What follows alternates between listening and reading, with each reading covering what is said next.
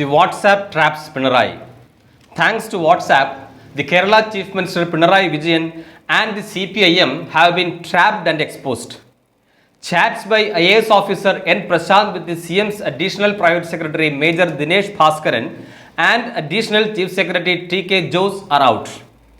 The conversations had exposed the involvement of the CM's office in the controversial deep sea trawling scam. It was a Malayalam television channel which exposed this. The media break is a shot in the arm of the UODF, which has been desperately disturbed by the pre-poll surveys predicting a second term for the LDF. The report substantiated full knowledge and involvement of CM's office in deep sea trawling contract with the US-based EMCC. This has made the issue surface again in the poll-bound Kerala. It is giving a headache to the ruling LDF. Taking cue from the media report, the opposition leader Ramesh Chennithala lashed out at the Chief Minister, saying he has not seen a liar like Pinarayi Vijayan.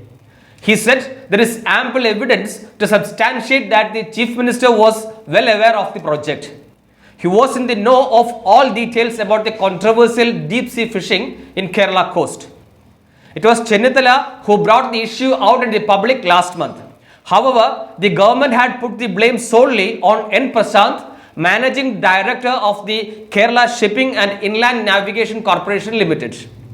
Calling Prashant a great man, Pinarayi went a step further to allege conspiracy behind signing of the MOU. But Chennithala insisted that not just Pinarayi but the Fisheries Minister and Industries Minister were also aware of the project. He also released a copy of a letter sent by the state government to the centre with respect to the US-based EMCC International. The letter sent by the then Principal Secretary K.R. Jodhilal in December 2019 sought verification of the credentials of the US-based firm. Pointing his accusing fingers on the government, the new revelations would worsen the CPIM's position. The project would have deceived lakhs of fishermen in the state and plunder its marine wealth. It was not an official or two who were behind the project, but the CM, ministers and the CM's office were on the same page. If the government was not in favor, Prashant would never go ahead with the signing of the MOUs with EMCC. Thanks to material and electronic evidence, the ministers cannot pretend now. They cannot solely blame Prashant and accuse him of conspiring. Their knowledge and involvement in the multi-crore project is crystal clear now. In fact, Major Dinesh and T.K. Jose had congratulated Prashant on his successful mission. Prashant was also told to inform them of the updates. He had forwarded photos and news about the MOU signing on the rupees 2,950 crore project to T.K. Jose and CM's press secretary PM Manoj.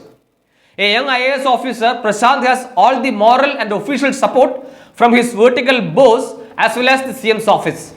Still, Pinarayi says it was a conspiracy.